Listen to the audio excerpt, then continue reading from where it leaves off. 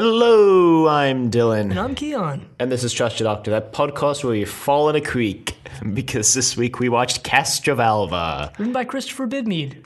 Christopher H. Bidmead. Every time. Directed by Fiona Cumming. Unfortunate last name there. And aired in January of 1982. We could have just you didn't have to say anything. Could have just glossed over it. You could have just rolled with it. But I didn't. And that's made all the difference. I mean... I took the road... You took the road lots of people have taken. The road more traveled.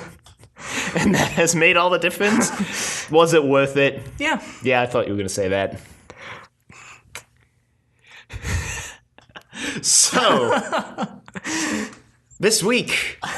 We finally moved on from the Fourth Doctor into the Fifth Doctor. Thank God. Played by Peter Davison. I've been waiting for this moment. No. Well, for a year, pretty much. Yeah, it's been almost a year. Robot was the first week of July, I believe. Something like that. And now it's when this goes out, the fourth week of May. The merry month of May. I don't know. Yeah, well... Definitely moving on into a different era here. Mm-hmm. We've been watching Tom Baker for too long. No, I'm just kidding. No, I actually kind of... If there's any doctor who I would have wanted to go longer, even though he already went the longest, it would have been Tom Baker since he was my favorite. But listen to our discussion on Tom Baker in our crossover episode with Crinoid Podcast, which you can find on at our usual places and in the description for this episode, so yeah. Yeah. But there's still doctors yet to come, so that opinion might change.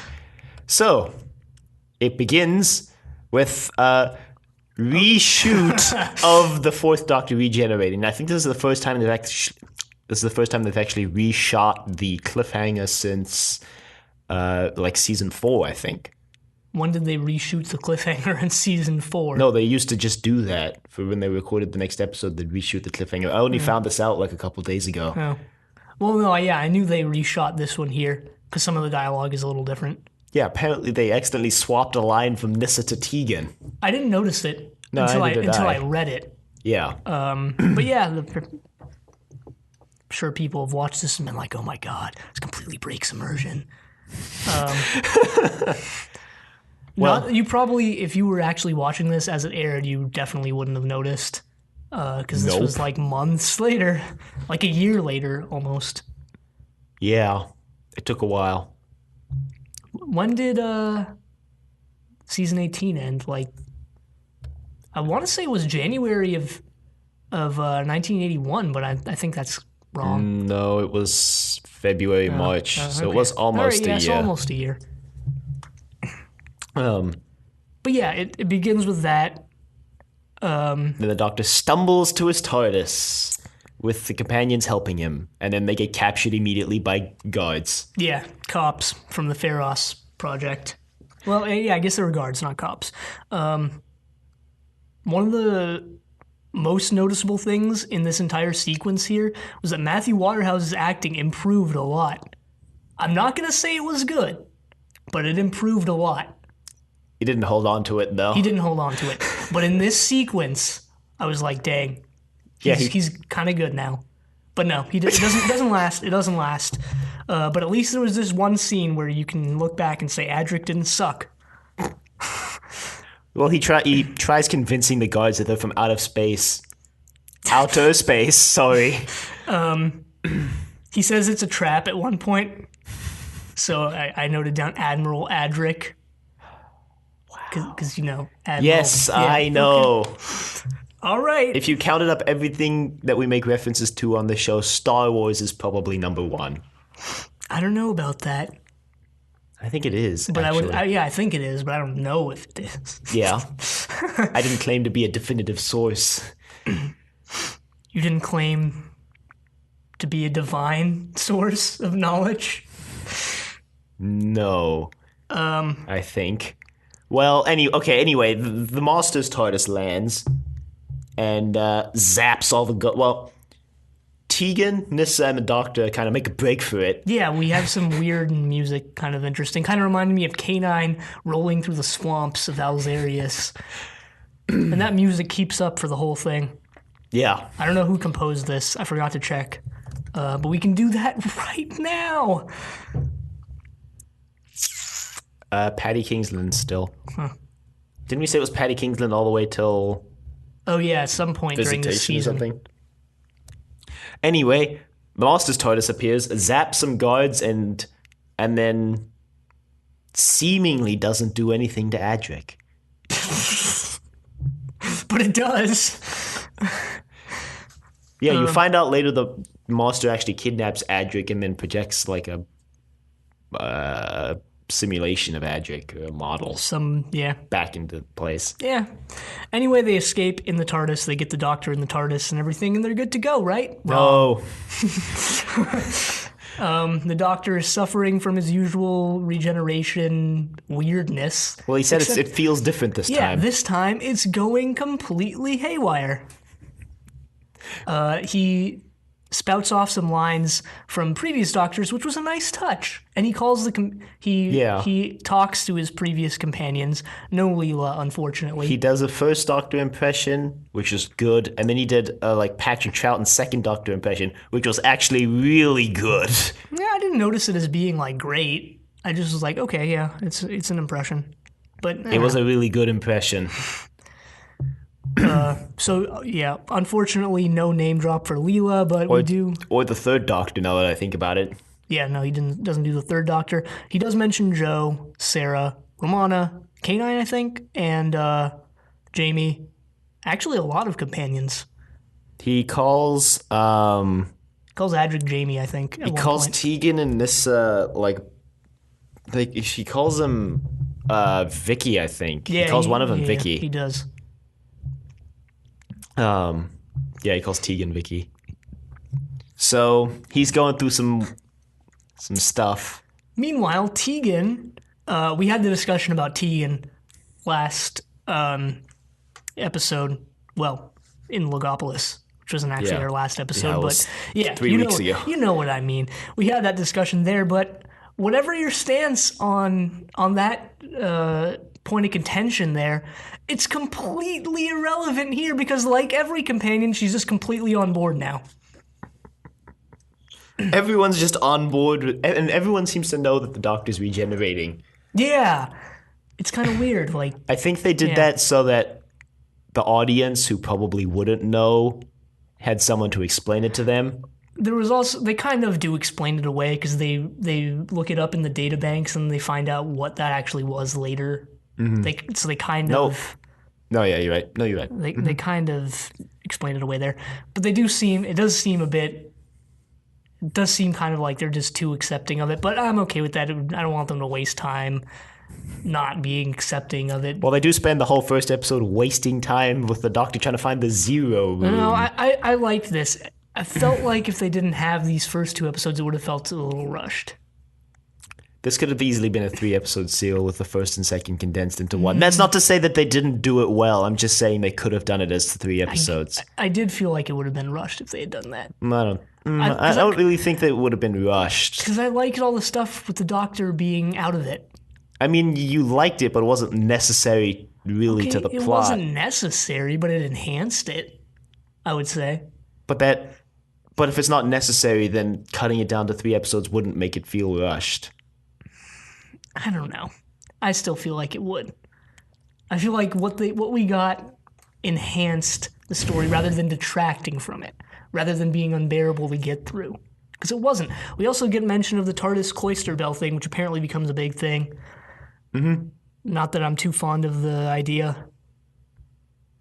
They use it way less in the reboot. They only use it if the TARDIS is like falling apart in the reboot, and it's only there to tell you that the TARDIS is falling apart. You mean like the Zero cabinet does at the end of this? Well, the Doctor's unraveling his scarf, so rest in peace. This is how the scarf dies.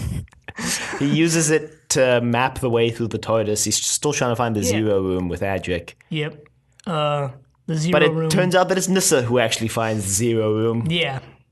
The zero room is apparently just some kind of room that's going to help him regenerate. It's a room completely isolated from the rest of the universe. Yeah. They accidentally You can just delete lay it. down. I guess you can just lay down on nothing. I don't know. Well, They accidentally jettison it from the entire TARDIS in a bit. well, Adric is revealed to not actually be Adric. It's like a projection. And then Nissa and Tegan are trying to pilot the TARDIS. And some noxious gas is made its way into the TARDIS. And they're like, well, this is just great. And then they see that projection of the Master.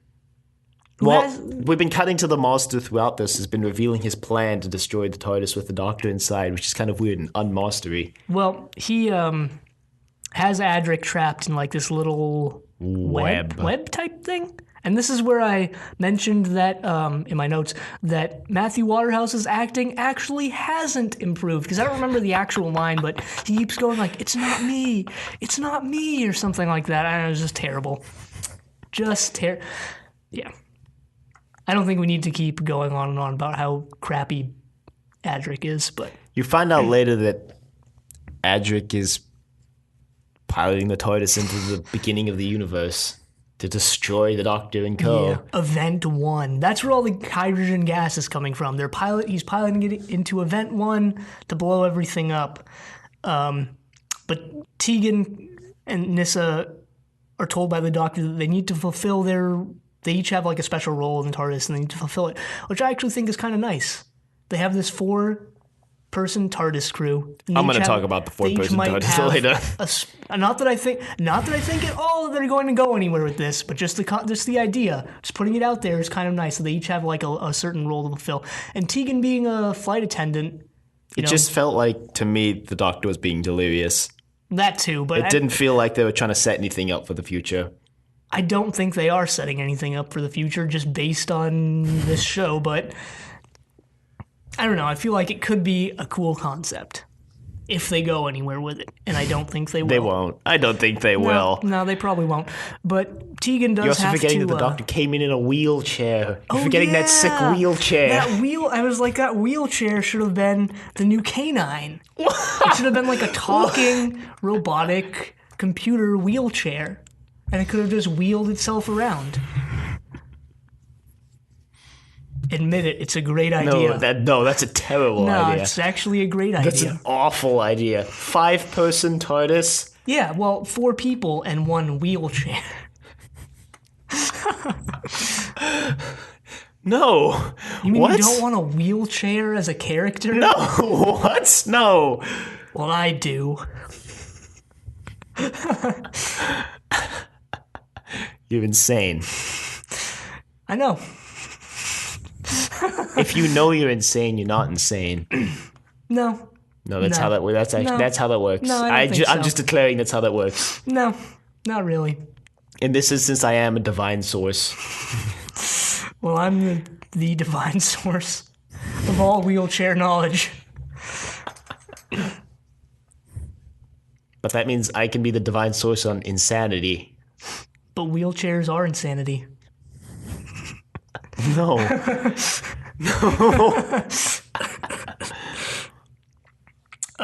Anyway, Tegan needs to pilot the TARDIS to safety. And she does. She looks in the TARDIS data logs or whatever, which are conveniently in English. There's actually more convenient English books later on in this story, but we'll get there.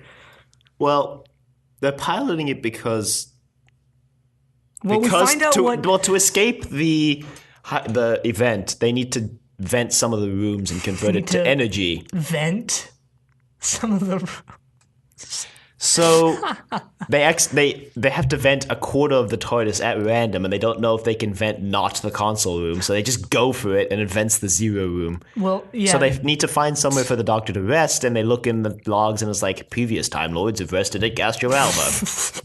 So Tegan's like, we'll go to Castrovalva. Meanwhile, they don't think it's a good idea to tell the Doctor about Adric because of the state he's in.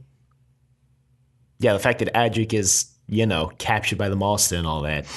Yeah, I liked the part where, this isn't exactly how it plays out, but this is kind of what I got from it. Tegan's like, but how do we know what we're going to jettison? We don't know. It's just completely random. And Nissa's like, just go for it. What are the chances that it could be anything important? So they do, and it's the zero room. And the Doctor keeps trying to get into the zero room anyway, and they use a sonic screwdriver to unscrew the hinges. Yeah. But the room's not there, unsurprisingly. But somehow the door falls down and creates this miniature zero space that the Doctor just chills in. It's like, hey, we can build a cabinet out of these doors. Yeah, it's the zero cabinet, which is what he needs to be in to recover, I guess. I don't know. He can lay down in it, and they can carry it without carrying his weight. Yeah, because he can levitate inside it. Still looks pretty heavy, though. The cabinet itself. Wait. Plot question. If he can just rejuvenate in the cabinet, why did they need to carry the cabinet to Castrovalva? Because the Master is messing with them. I don't know. Maybe it's a quicker rejuvenation on Castrovalva. I don't know. Do you really want there to be no story? Do you really want them to just be like, I'm just going to rest in this cabinet? And then I don't want there to be no story. I want the story to make sense. No, it doesn't need to make sense. It really doesn't. I just want the characters' motivations to make sense, at least. I don't care if, giant purple monster shows up, whatever. As long as the characters act according to how they've acted before. No, nothing needs to make sense.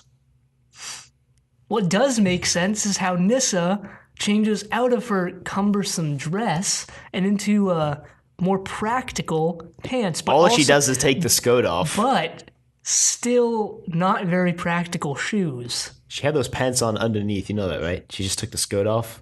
Well, and then she took that tiara off, finally. How do you know she had the pants underneath?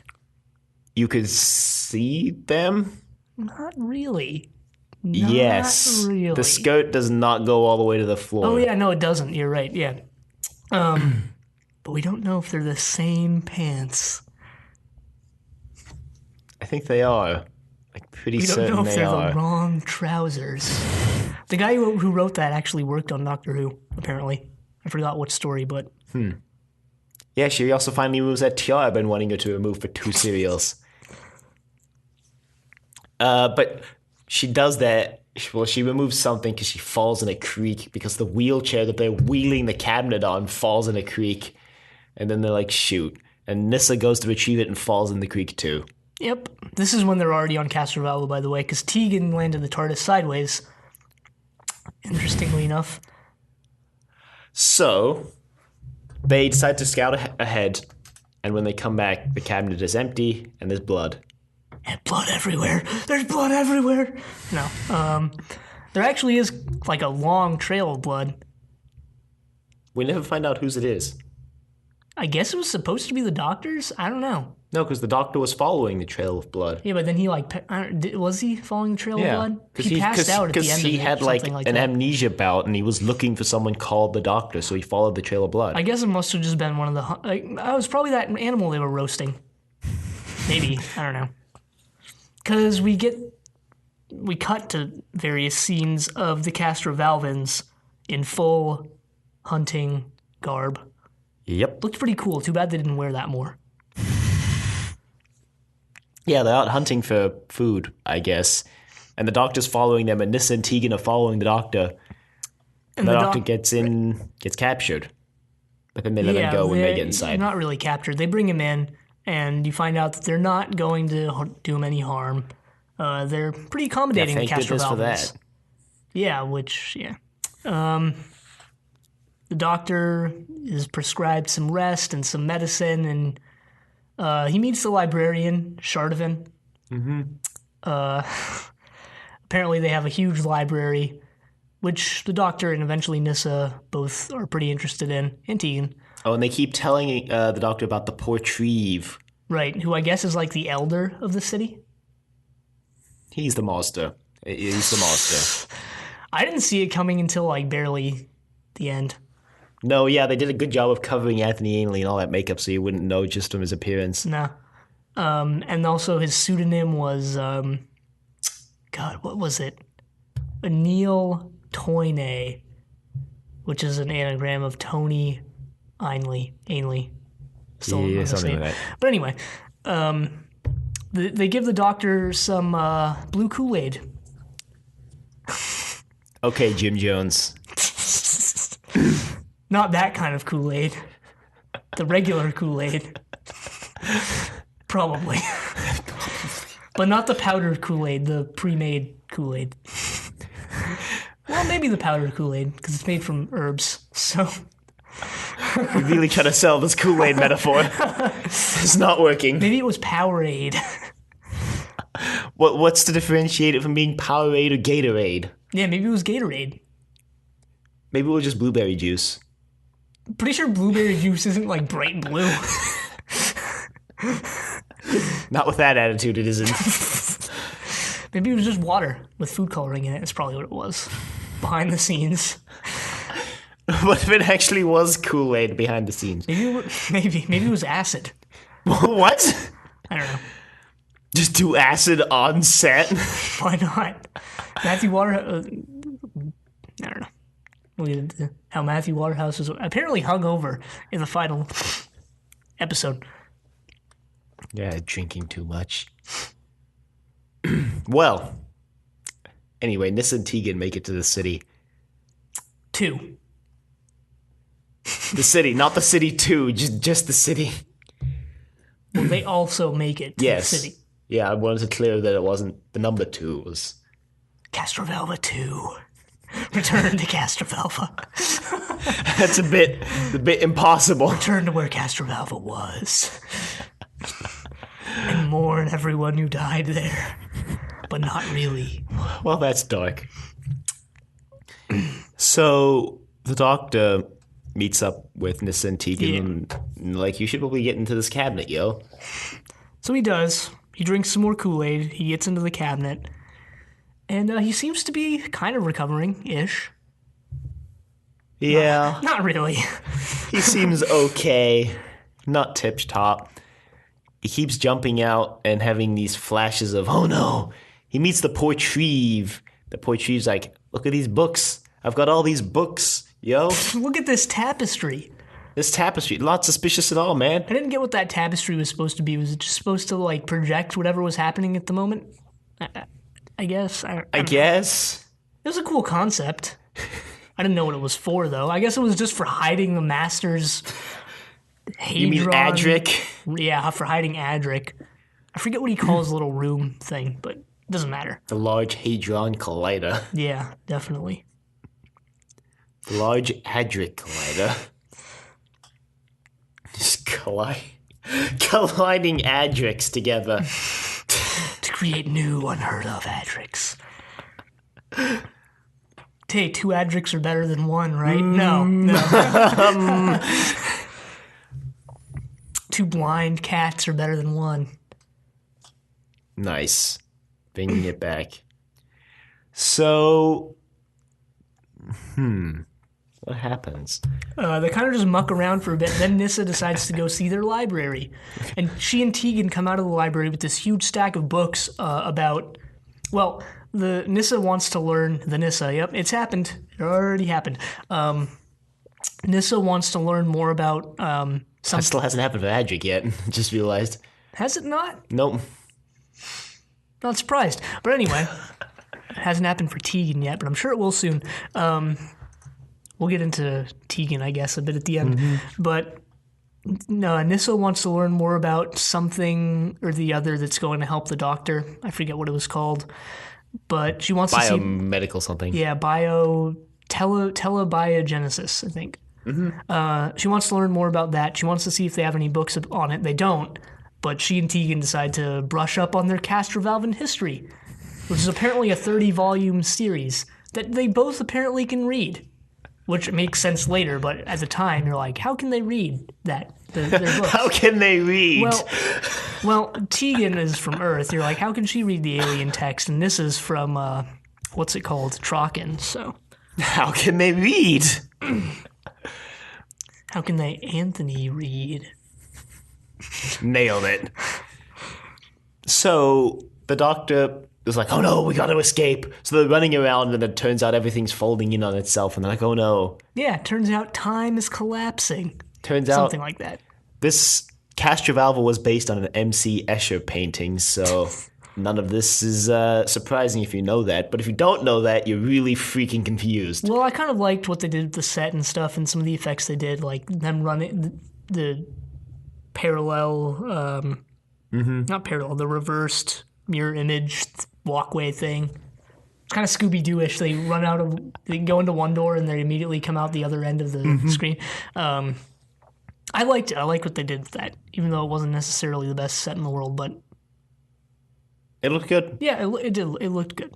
Especially the video effects they did, like right at the end of... Pixelating everything. Well, at the end of episode 3, when the Doctor looks out the window and they've got like scenes of every part of the city all superimposed at once. Yeah, that looked pretty cool. I feel like we're glossing over a lot here, but I think it was just a lot of dialogue and stuff. They cast some suspicion on Shardovan. Yeah, in It wasn't episode him. 4. It's not him. The Zero Room gets stolen or misplaced. Zero cabinet. At some point, they find out that they're using it as a wash bin. The Doctor's like, wow, guys, thanks. The Doctor... I didn't really understand this. The Doctor turns the mirror away from himself to point out the window. No, this is actually... Okay, before I explain that, Nyssa sees Adric in the mirror. Yeah, that was pretty cool. And Adric's like, don't tell the Doctor I'm here. Turns out that's the first thing she should have done, but she couldn't have known. Anyway, yeah, what I don't understand is the Doctor turns the mirror away from himself, facing out the window. He mentions like it has silver in it, and it's like a good deterrent of something or the other, but I don't really know what it was supposed to be for. And then he hands a piece of chalk to... some other guy who was named and kind of important. It's like the pharmaceutical dude. Murgrave, Yeah. I think. Murgrave, something like that. And he has him draw a map of Castrovalva, and he's like, see, look, my pharmacy is here, here, here, and here. The Doctor's like, so you have 4 pharmacies? And he's like, no, I only have 1. And the other dude with the stupid voice comes in, and he can't draw anything either. You noticed that, right? You noticed how ridiculous and dumb his voice sounded? It was okay. I mean, it was okay. So yeah, everything's clearly going wrong. They try and escape Castrovalva, the Doctor, Nyssa, and Tegan, that is. The Doctor actually kind of forgets Adric, which is... He's part of that whole amnesia thing that he has going on. Yeah, and I mean, obviously, but if anything, Adric isn't a very forgettable companion, and not for any good reason. I mean, not for any good reasons, not like, you know what I mean. Yeah. He's forgettable, but not in a good... He's not forgettable, but not in a good way. I got you. But yeah, they're trying to escape, and they can't. They keep running back into the courtyard, and everything's going haywire. And not the Portreeve. Shardovan is like, why are you going so fast? And the Doctor's like, I think you're in on this. And he's like, what? Me? Nah. Meanwhile, the Doctor has replaced him. He was supposed to be in the Zero Cabinet, but somehow he Houdini'd his way out of it and replaced himself with books. Yeah, that's after he talks with Shardovan. Because I think he lets Shardovan in on the plan. Well, no, that's before he meets Shardovan. Because he meets Shardovan. You think he's in the Zero Cabinet, and then he's not. And that's when he talks to Shardovan. Yeah, and when he's not, he meets Shardovan, yeah. Mm-hmm. And then they're like, oh, it must be the Portreeve. Somehow Tegan actually is the one who comes up with that. I don't know how, but she does. Well, Nyssa notices that the Doctor's not in the cabinet because the cabinet feels heavy and you shouldn't be able to feel the Doctor's weight. Yeah. I don't know why you even put the books in there then. You should have just left it empty. I don't know. Maybe it was for the Castrovalvans who wouldn't have known that you wouldn't feel his weight. I don't know. Not that it matters too much. Anyway, they go to the Portreeve. Tegan and Nyssa obviously very suspicious. Castrovalvan's kind of just like, what the heck is going on here? And... Oh, the Doctor has examined the books, and the books are 500 years old, but the text in them is not. Yeah. Which he's also keyed him off to something suspicious going on. Yeah, he kind of realizes that the history of Castrovalva is fake, which we didn't mention it, but they kind of went into their history and how they... their hunt and their culture-ish stuff. It was pretty interesting, I guess. A little bit of that when they first got to Castrovalva. It was pretty interesting, I thought. Yeah. And you but it's all for nothing. Fake. It's all for nothing. They go to the Portreeve, and Nyssa and Tegan are like, Portreeve, we think you're in on this. And he's like, I'm not the Portreeve, I'm the master. Ha ha ha ha. Ha ha, you all fell into my trap. I'm just going to take this little poker here from the fireplace and try and open the zero cabinet. Because he wants to get one... Apparently he can just kill the Doctor, but he wants to get one last look at his face before he does. Yeah, the serial, for me, was really weird in the fact that the Master didn't really feel like the Master. Like, that's not generally the Master's prime directive, is not usually to kill the Doctor. Well, it's to make the Doctor suffer in some way, and then... Well, and to take over the kill universe. him. His prime directive is to take over the universe. That's like what he's been trying to do in every serial. And also... And killing the Doctor just happens to be a side goal. Doctor. Yeah, but not kill the Doctor. He's been on the Doctor's case as an objective for a long time. But what I'm saying is he never wanted to explicitly kill the Doctor. They're Maybe friends. Frenemies. They're supposed to be frenemies. Frenemies. And it felt kind of weird in this serial that... What I'm saying, for this serial, the Master had no other motivation except to kill the Doctor. Like in Legopolis, he wanted to take over the universe using the Legopolis stuff. And then in Keeper of Traken, he wanted to take over the universe using the Keeper's powers. And in Deadly Assassin, he wanted to take over Gallifrey. But in this serial, all he wanted to do was kill the Doctor. I guess. I didn't find too much of a problem with that. Well, if this trend continues... We'll see, though. Anyway, he doesn't open the cabinet, but the Doctor busts through a window. Yeah, the tapestry is revealing slowly that the Doctor's actually outside this window, and they're like, Nissa and Tegan can see it, and the Master can't, and they're like, don't look, don't look, don't look. Meanwhile, Anthony Ainley's poorly trying to mime not being able to open the zero cabinet with a little fireplace poker thing. Yeah, and then he looks at the tapestry. The Doctor is like, hey, what's up, yo? Or whatever he does. Moss is like, no, this is a trick. So he tips the cabinet off the table and it just shatters. It just breaks into four pieces. Yeah, it just kind of falls apart. It just breaks. Yeah.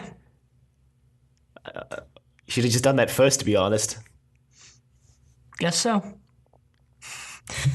And then the Master reveals that he actually is the one who created Castrovalva using Adric or some crap. Yeah, it's actually a nice throwback because he's using the Legopolin block transfer calculations, but he's using Adric's mathematical prowess to perform the calculations to create Castrovalva. Should have kidnapped Nissa instead. She seems a lot more competent than Adric. But Adric's got a star from excellence in mathematics. Oh, yeah. Well, I guess he made the right choice then. Plus, if he had gotten away with it, we wouldn't have had any more Adric. Well, on the bright side, him kidnapping Adric kind of meant that this serial didn't have Adric in it very much, which is an upside. It's actually something I wanted to talk about. Once again, we see the pitfalls of having three companions and that you always have to write one out. Well, I don't necessarily think that they're going to go down that route. I do think that all three of them are going to... Hopefully... You have a lot of expectations for a show that's clearly shown that it can't do three companions. But I feel like how Adric was written out here was just a consequence of the plot or the story they were trying to tell. Couldn't you say that about any time that the person was written out for the plot, though? Because pretty much every time one of the people didn't do anything, it was at the expense of the plot. Because of the plot. Well, not necessarily in the same way that this was, because in this, they needed one of the characters to create this projection.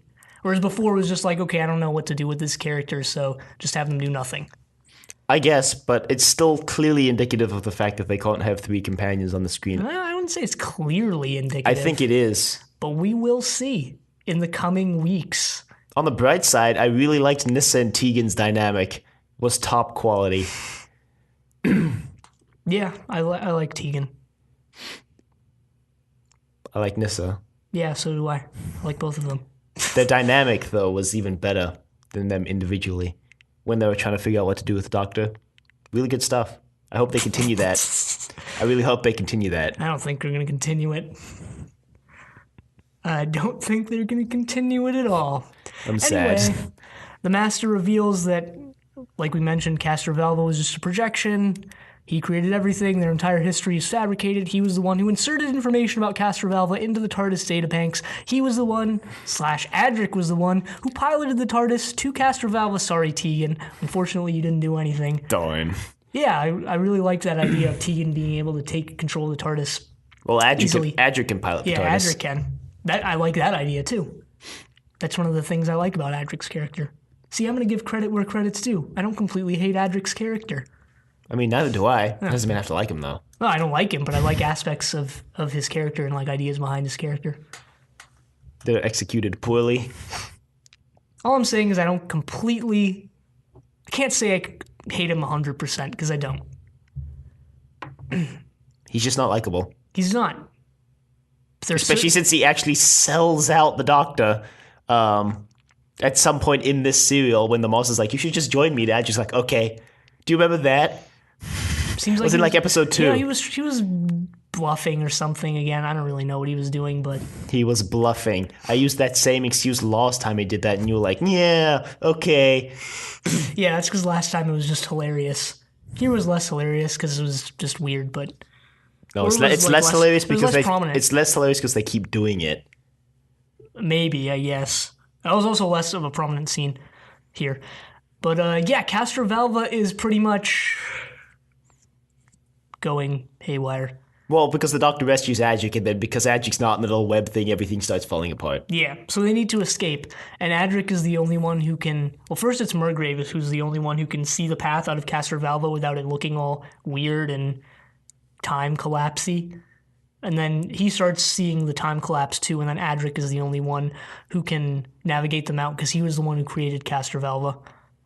Mm-hmm. So he does that. Murgrave stays behind. Shardovan actually sacrificed himself earlier, so he dies. Murgrave stays behind. To beat up the monster. Yeah, to everyone mobs the master. All the Castrovalvans. Well, he tries to escape in his TARDIS, but space is closing in too quickly, so he materializes in the square where everyone runs in and beats him up. The Doctor wants to save Murgrave, but it's too late. His companions pull him out of the city. And yeah, that's the end of Castrovalva. Yeah, the Doctor kills everyone in Castrovalva by removing Adric. I mean, yes, it was a no-win situation, but that still means he's on the death count, the kill count. Yeah, with a letter in his first story. I'm sure the Master's dead now too, right? Yeah, sure. Right? Yeah, sure. The Doctor's like, oh, I hope so, but you could tell he doesn't believe it. Anyway, they jog back to the TARDIS. Yeah, they jog for some reason, and Davison pulls a hat out of his pocket. We forgot to mention the celery. Well, he only sticks it on when he gets back to the TARDIS now. He eats some of it. Yeah, and then he sticks it on... With a satisfying crunch. Ugh, how do people just eat celery like it's that? It's good. You don't like it? Not plain like that, no. It's pretty good. I'll eat celery in a salad. I won't just eat a stalk of celery, though. Why not? It's too fibery. Oh, I like it. Also, don't we see the Master's sonic screwdriver? He tries to use it on the Zero cabinet, and it doesn't work, or it's something like that. I think that's just his gun thing that he has in every serial. Thing. I thought it was his tissue compression eliminator. That's what it's called? Something like that. Are you just making that up, or is that actually what it's called? No, it's something like that. I thought it was a sonic screwdriver. Interesting. Oh yeah, he sticks on the celery, something that we referenced way back in episode 2 of this podcast. Yeah, and that's what our website is, Decorative Vegetable. In the background is celery. If you've never seen the background behind all the white that's behind the font, it's celery. It's celery. So there you go. We're finally there. We made it. All right, show's over, boys. We made it. Pack it up. Boys. It's a bit sexist.